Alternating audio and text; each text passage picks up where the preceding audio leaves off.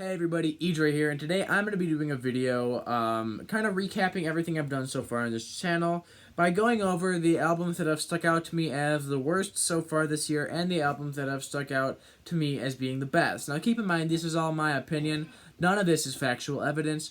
This all has to do precisely with how I feel. There really isn't much technical stuff going into this other than what I talk about in my reviews, so I'm not going to go as in-depth in this video.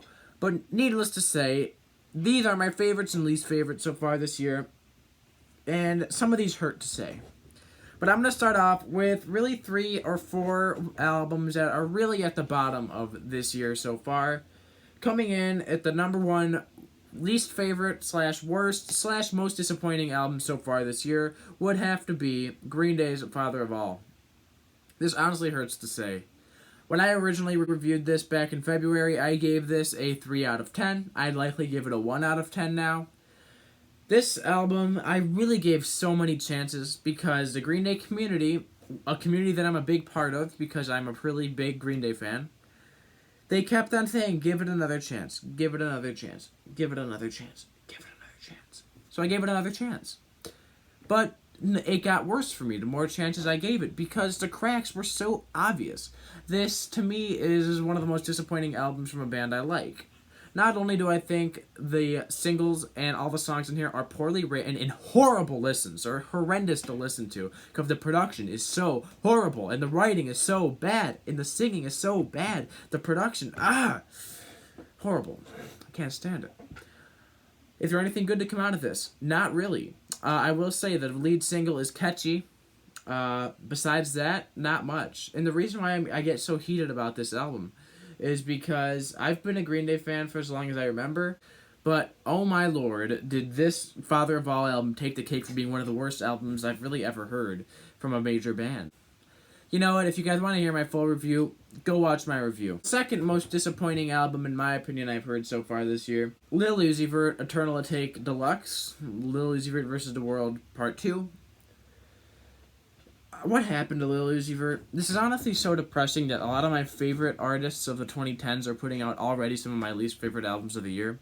Lil Uzi Vert, to me, was one of the most influential, one of the best rappers, artists of the 2010s. But we waited so long for Eternal Atake, and the end product was an average album. I gave it a 5 out of 10. I didn't care for it.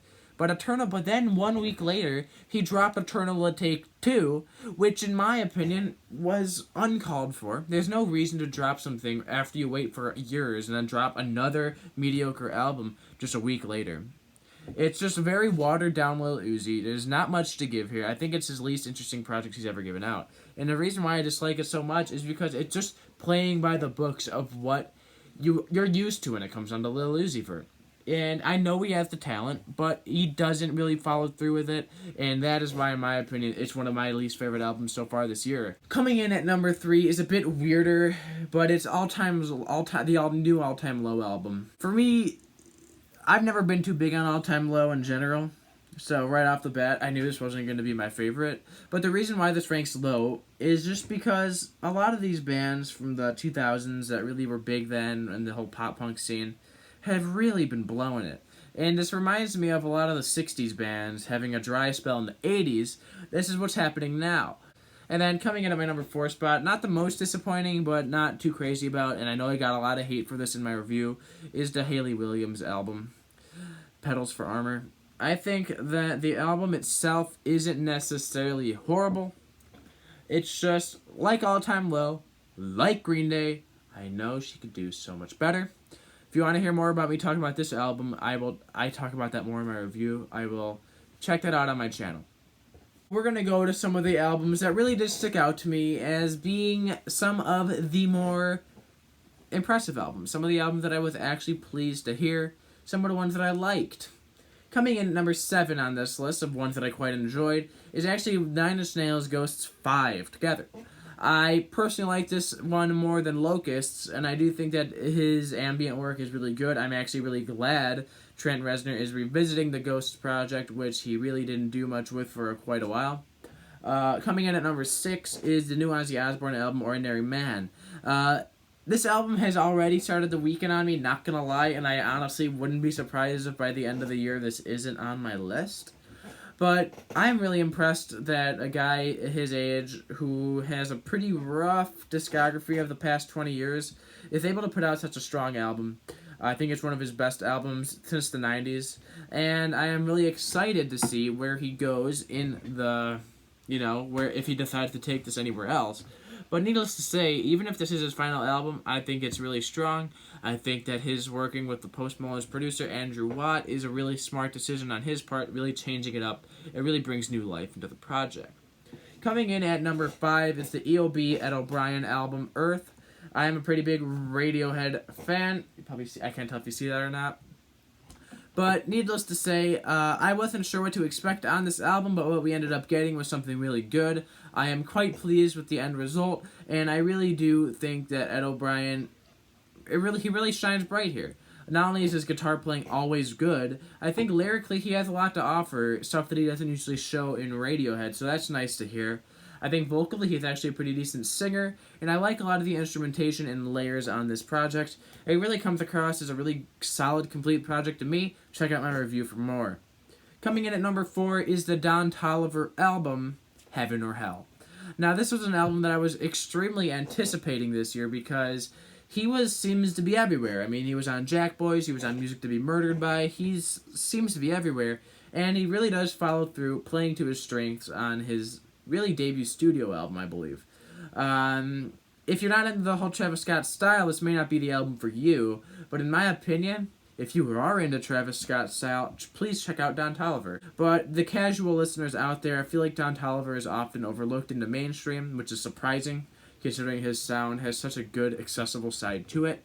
I love it. I love this project. I think Don Toliver's vocal production, I think the production in general is super strong. And I'm really excited to see where Don Toliver goes in the future. Coming in at number 3 is the Chats album, High Risk Behavior. The Chats is an Australian punk band, which really is bringing new life into the genre, especially when it needs it. A lot of the old punk bands that are still out there putting stuff have either run out of fuel or are really changing it up to the point where they're nowhere near punk anymore, which could be good or could be bad, depending on how you look at it. But in terms of punk, these guys are pure punk. This is their first debut album, and I think that the Chats are really kicking off really strong here, and I really think that they have a long career in the punk genre ahead of them. It's just a lot of satire on here, which I like. The Clap is one of my favorite songs so far this year, and I am really excited to see these guys go forward because they are, right now at least, spearheading the genre for me, at least in my interest. And I am super excited to hear these guys go on to do bigger things. Coming in at number 2 is the Poppy album, I Disagree. Now, I strongly disagree with how I reviewed this. This was my first review on this channel. I didn't have any standards set of how I was going to review anything, so I gave this a 6 out of 10. Thing is, I think this is at least an 8 out of 10 now. I think this is so far one of the best albums this year, and it continues to grow on me and get better and better and better and better. I think not only does Poppy's kind of really pop-friendly vocal style clash with the metal instrumentals quite well, so do the synthesizers and the more synth-pop elements, which obviously I quite enjoy. I love Depeche Mode.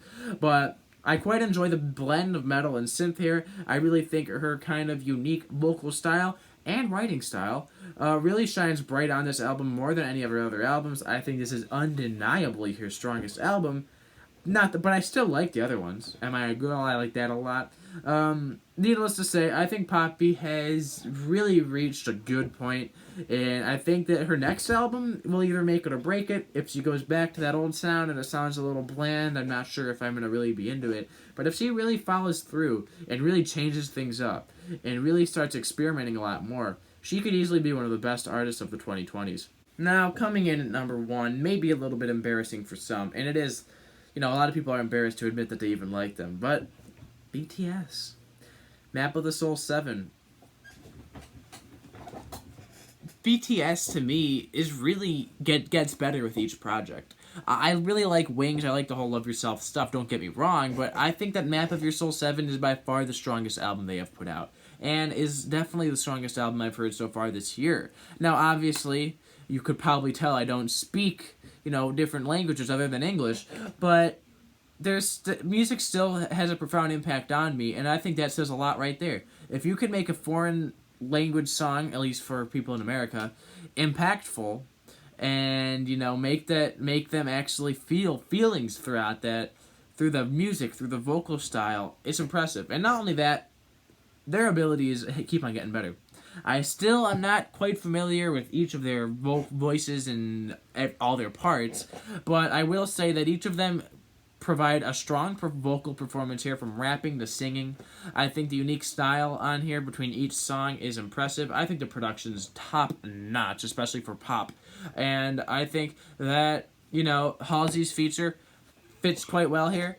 And I would also argue that Ugh is my favorite song so far this year. The rapping on that thing, the aggressive energy, the pure energy on the thing is phenomenal. Now, there are a few tracks on this thing that I'm not as crazy about, but it all links together in a really cohesive project, which to me is their magnum opus so far. I don't want to get my hopes up. I love this album. I think that they deserve more respect here in America outside of their kind of insane fan base. They get a bad rep. But needless to say, I think BTS has put out the best album so far this year. Map of the Soul 7 is a strong 9 out of 10 for me. And that's really my favorite and least favorite so far this year. I'm excited to see what new albums start coming this way, see if some of these get booted off, or if some of these get introduced onto the list. That's it for now. Goodbye.